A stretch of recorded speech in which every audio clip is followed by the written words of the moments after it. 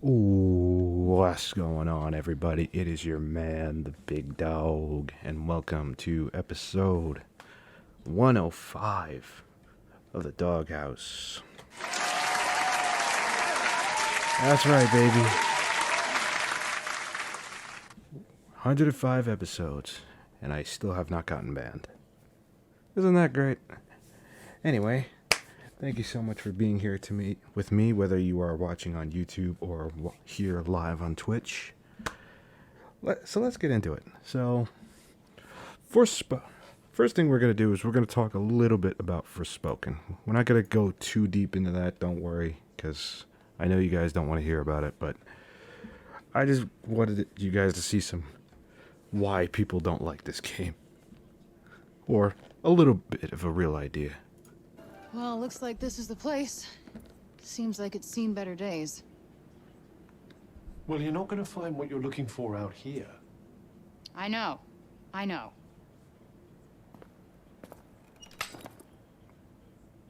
Great start.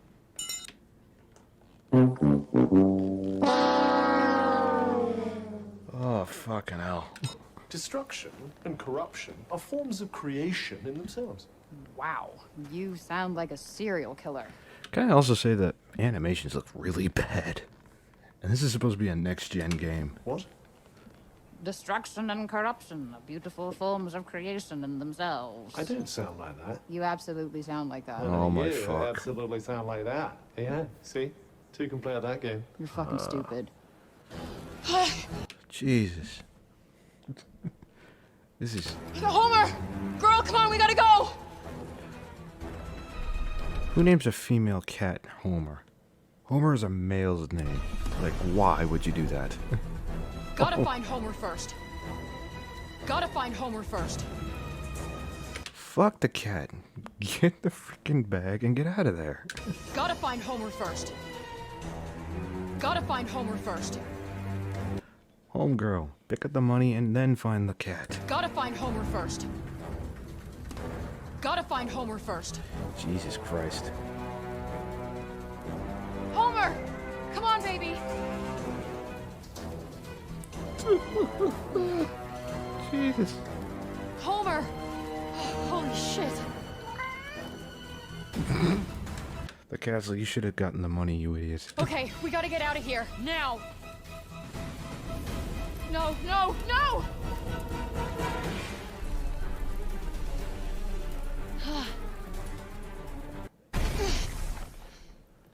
Oh, Lord.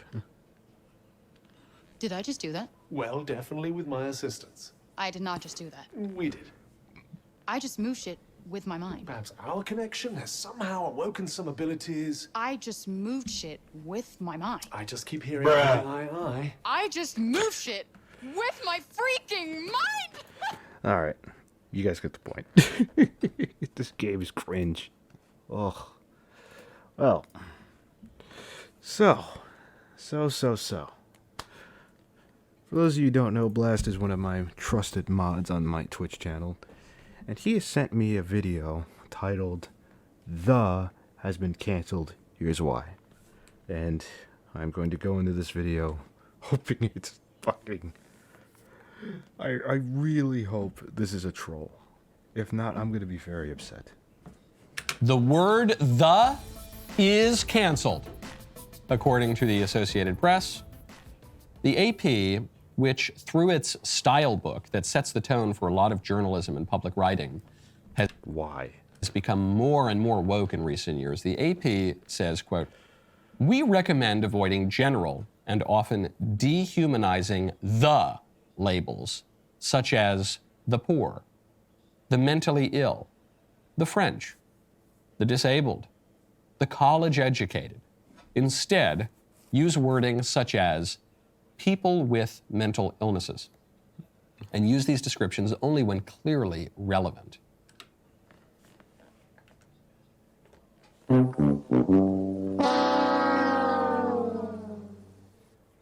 You know what?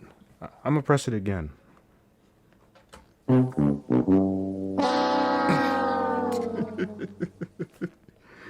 It doesn't make sense, man. What? And the funny thing is, these are the type of people that put labels on other people all the time. And yet it's okay. It's not okay when we do it to them. I'm not going to get on a rant on this. Let's just keep As going. a style point, this is bad writing style, because a general rule in writing is it is better to use fewer words than more words. Yep. That is true.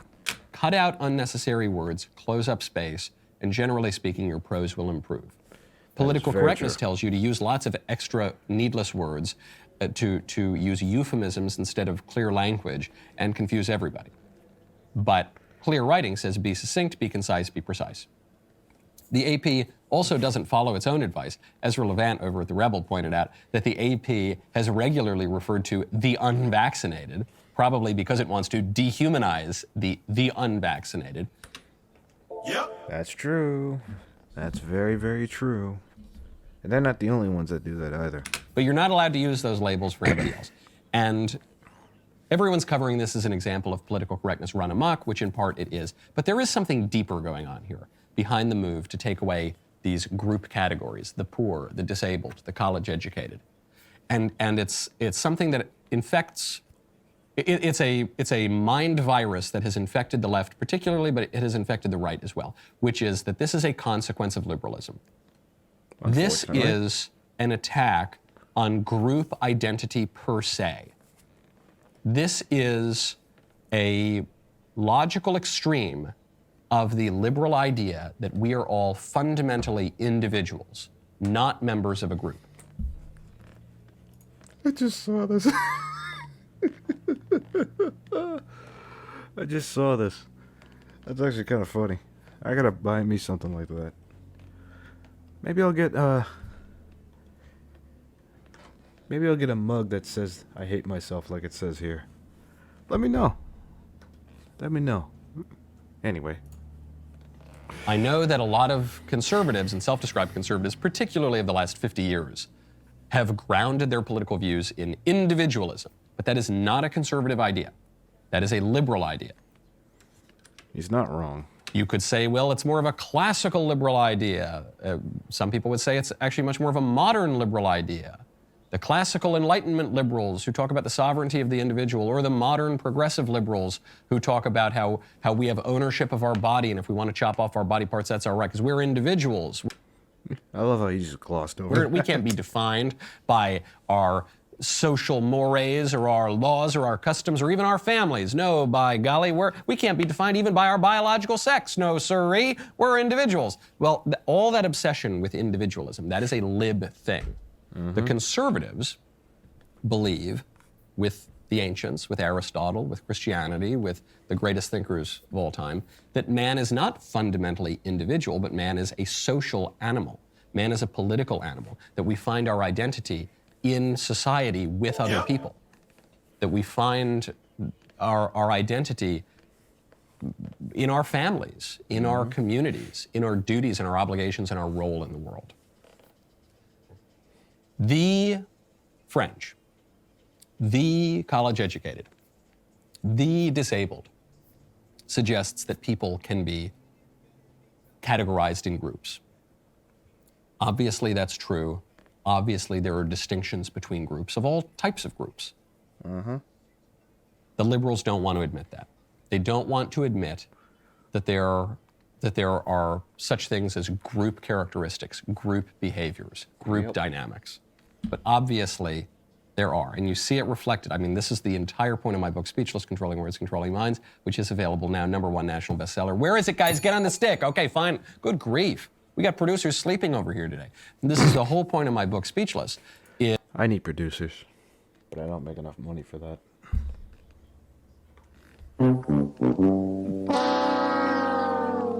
Yeah, well.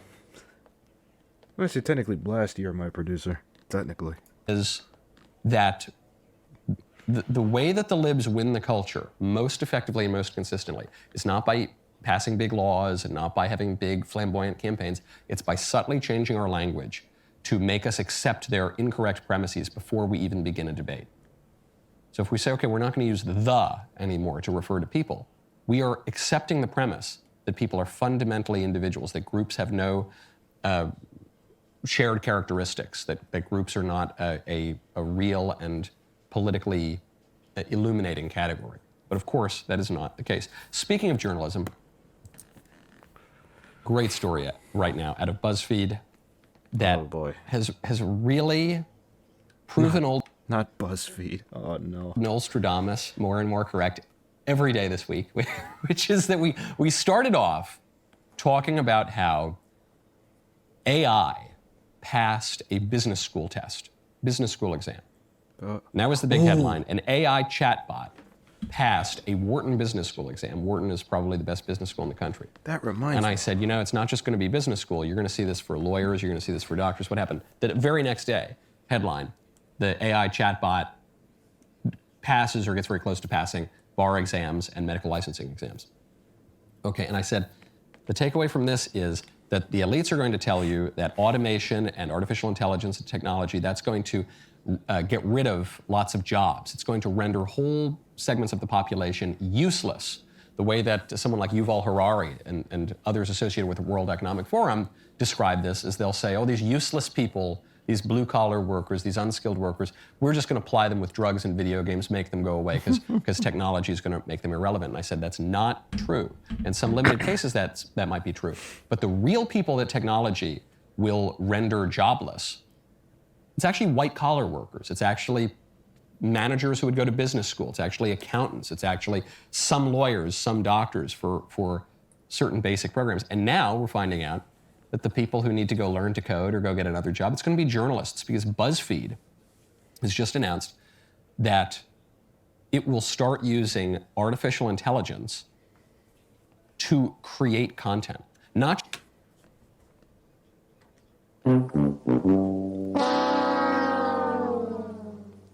Wow. So that means a lot of journalists are going to be out of a job. I know that sound effect's going to get annoying. My apologies, but it just makes sense. Oh, man. just to curate Oh, its no. page and algorithms, but actually to create Maybe I should find that sound effect, the Ugandan Knuckles, or Knuckles saying, oh no. the articles that you look at on BuzzFeed. Our industry will expand beyond AI-powered curation feeds to AI-powered creation content. AI opens up a new era of creativity where creative humans like us play a key role, providing the ideas, cultural currency, inspired prompts, IP, and formats that come to life using the newest technologies. The coming industrial revolution. We sometimes hear this from the World Economic Forum types. Klaus Schwab, he'll say, "We are in the fourth industrial revolution." And this is supposed to make all of us, unskilled, useless people, the hoi polloi who don't prance around the Alps at Davos. This is going to make us all irrelevant. If there is a coming industrial revolution that throws people out, it's going to affect the white-collar people. And they're going to have to learn to code or learn something else. The rest of the show continues now. We've got a lot. It's Fake Headline Friday. I need your help in sussing out which are the four real... All right, so now that we got that out of the way, oh Lord, there's something I wanted to show you guys that a coworker showed me today. It was very unnerving. Okay, just bear with me for 1 second.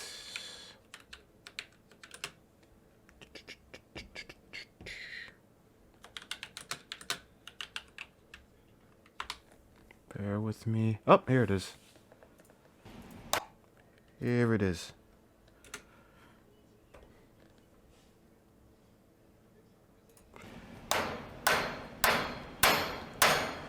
Oh no, it's not a meme. Oh. I forgot my tools again. This is crazy. Watch this. Watch this. Me and the boys say in school for funny. Oh. Alright, cool. But watch this. Watch this. This is crazy.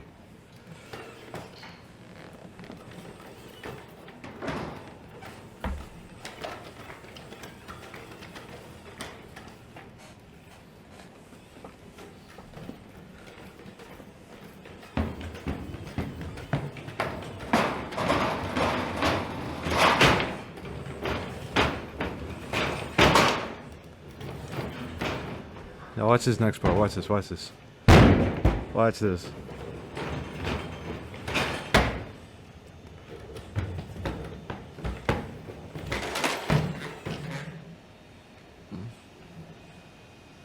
Such a show off. Isn't that crazy? Yo. My man built himself an obstacle course, handed homeboy his tools, and did a fucking parkour flip. Oh my lord. Bruh. That's crazy. That is crazy. Who are those people? Oh, When I grow up, fucking hell. Okay, one more. Imagine one cold line gets wrong. Oh fuck. I don't want to imagine that. Ugh. I want to be a millionaire. Money isn't everything. Bruh. Yeah. That Ferrari's so cool, I want one. Money isn't everything. I just became a millionaire and bought my dream car. Money isn't everything. You know what? Everywhere I go, money is everything. And there's no shame in striving for it. When I grow up... Yep. That's true. I can agree with that. I can agree with that. Now.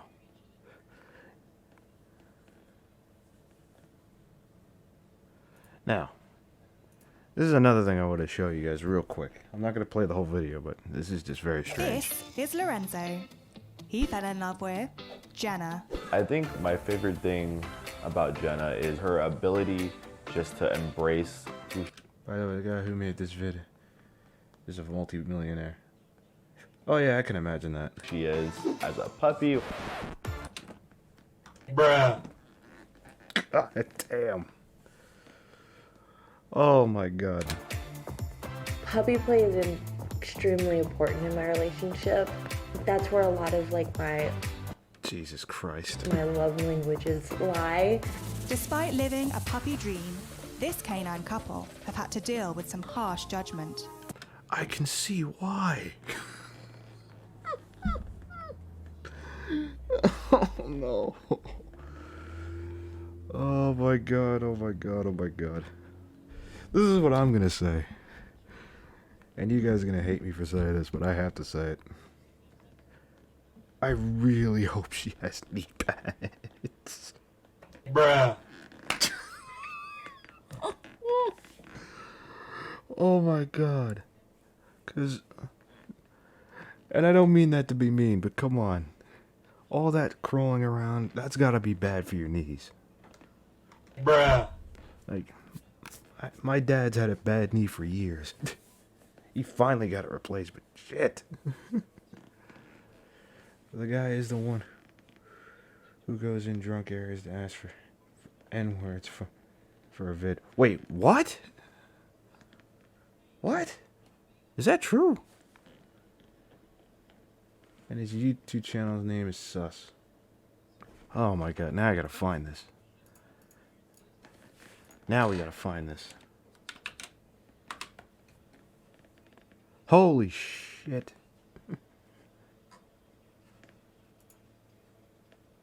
Channel. This one?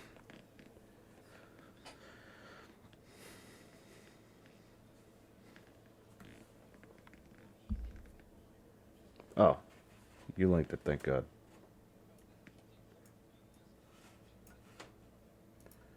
If I could do this properly. Oh my god. Why can't I pull an... Oh, for fuck's sake. And now I screwed up the damn thing.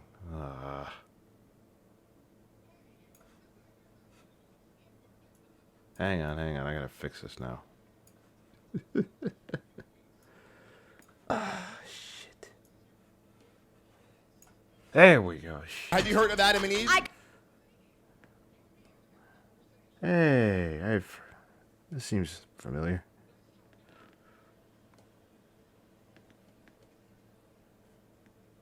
Have you heard of Adam and Eve? I got my vibrator from Adam and Eve. Well, guess what?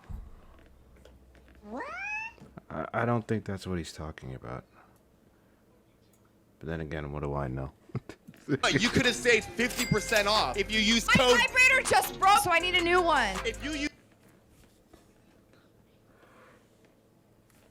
Wait a second. Go back, go back, go back, go back, go back, go back.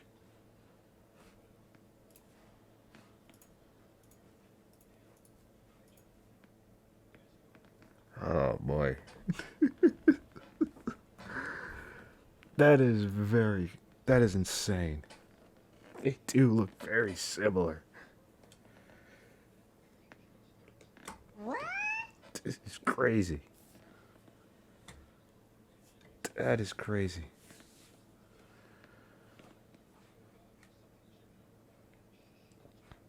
Yeah, we're not watching that.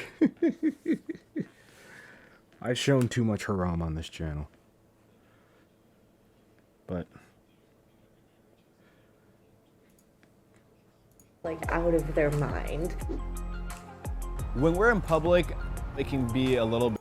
I met Jenna. of course they live in fucking Texas. Bruh. Of course. Of course. Oh my god. Yeah, enough of that. Enough of that. Enough of that.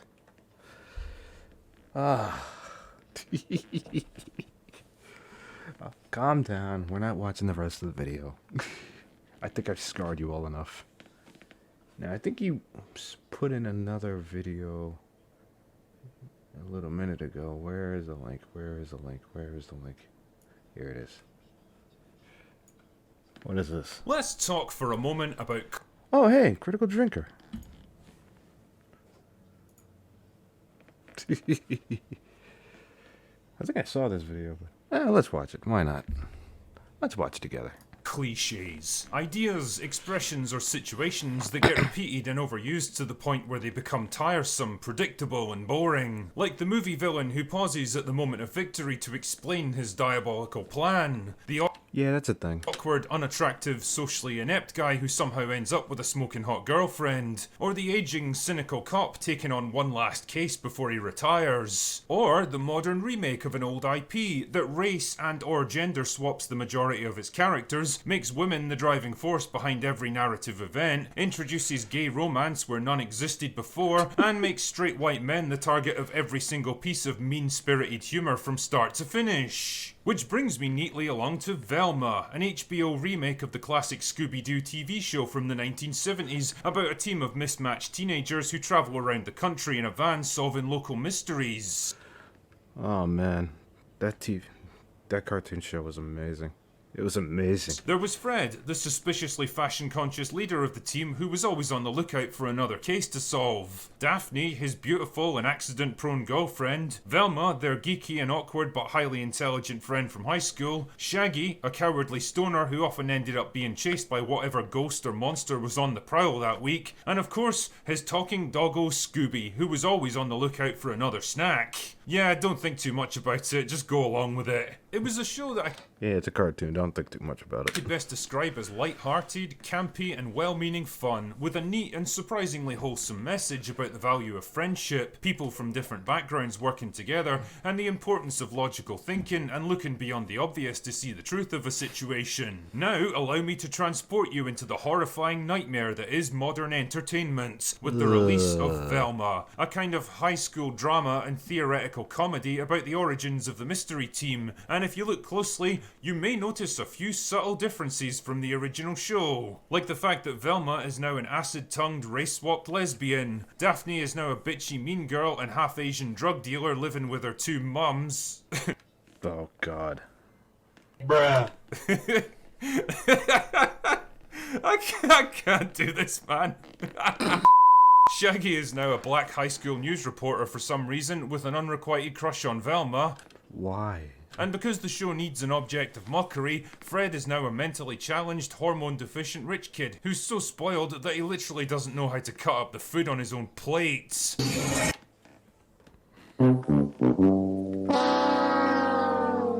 Please tell me kids like this don't exist.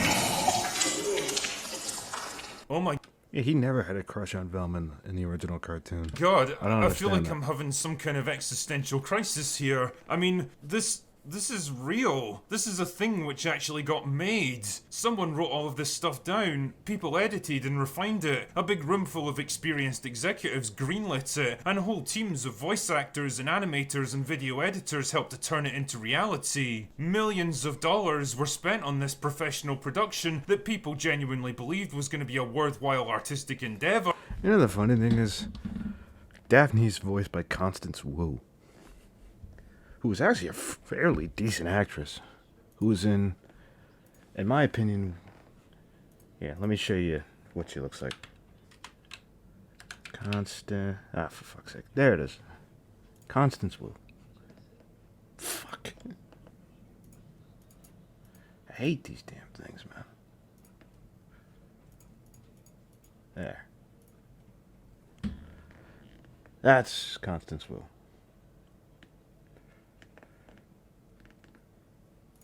She was in this recently. Terminalist, which ironically is a really good fucking show.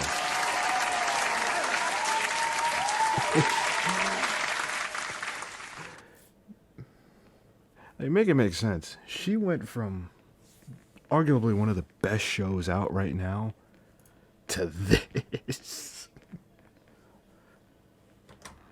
Talk about a downgrade. Holy shit. Let's finish the video. Burr.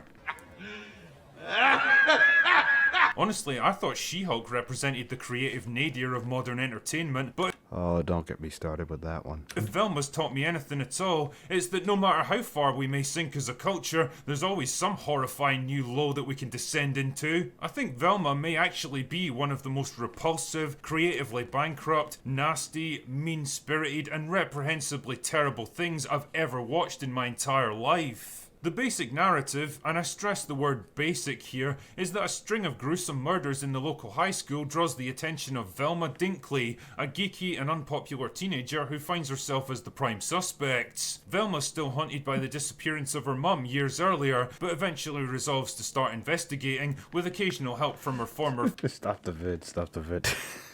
Alright. I think I've tortured everybody enough. What did I see? What was I meant to see?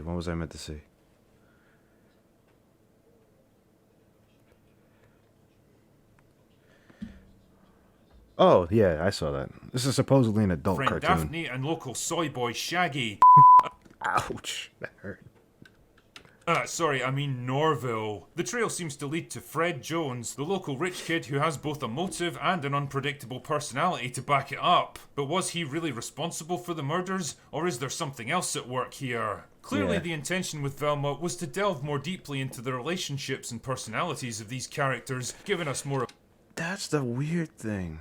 of an insight into who they are when they're not driving around solving mysteries and what actually brought them together in the first place. I mean, I can't say I ever really cared to delve deeper into the personal lives of people like Fred and Daphne, but here we are. And of course, all the usual tropes of the teen drama are present and correct. The high school cliques, the tension between girls of different social standing, the relationship woes and the unrequited crushes, the troubled home lives, the divorces and the abusive parents, and the unconventional family units. It's all populated by a cast of charmless, self-absorbed, neurotic, trite, unlikable morons who all talk and act like they just walked off the set of a Marvel movie, and compounded by dated references and lame attempts at observational humour of the horror genre that movies like Scream did far better 25 years ago. And of course, it's a modern animated show, so naturally it has to be hammered home by the same soulless, generic Cal Arts animation style that pretty To include that. Oh. much everything relies on these days. Honestly, if you told me that most of these Maybe shows were missing simply it, though. produced by an AI, then I would absolutely believe you. Like I say, it's a show which pretty much embodies every negative stereotype and cliche of the modern remake, like the pointless race swapping. Man, it's a total mystery why lead writer Mindy Kaling chose to make Velma Indian. Oh, God. Go back. I'm sorry. Man, it's a total mystery. Is that what she looks like now? Oh, my God. She looks... Why lead writer Mindy Kaling chose to make Velma Indian. The lamest... I hate to do it.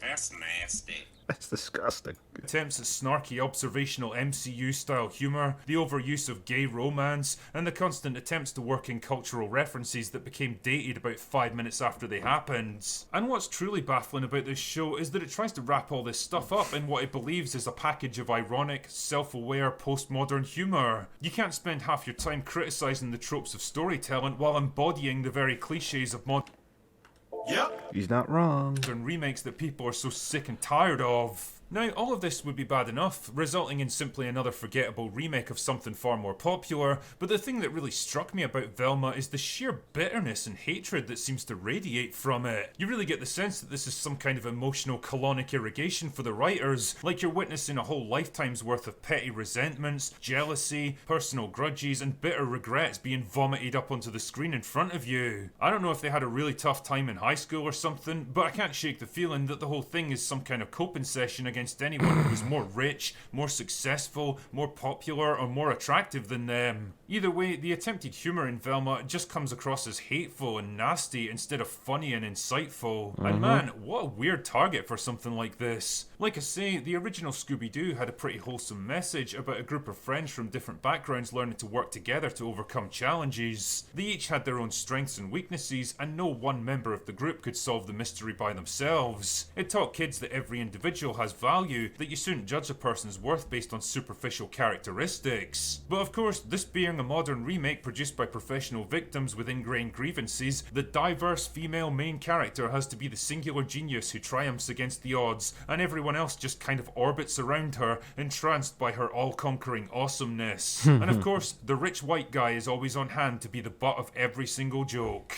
Now, you might be wondering if I'm going to watch the rest of this season so I can give it a fuller review by the end, and the answer to that is nope. I didn't even start watching this. Fuck off! Velma isn't worth even a moment more of my time, or anyone else's for that matter. It's a pointless dumpster fire of a show that deserves to be consigned to the ash heap of history as quickly as possible. So do yourself a favour and watch something far more rewarding, like paint drying. Anyway, that's all I've got for today. Go away now! Oh, God. Okay. Enough of that. Enough of that. Well, all right, everybody. I think that's it for this episode of The Doghouse. What a way to end it. If you're on YouTube, thank you for watching. Hit that like and subscribe button. If you didn't like it, okay, no problem. Thanks for watching anyway. If you're on Twitch, please stay tuned for the after show. And thanks for watching. See you next time.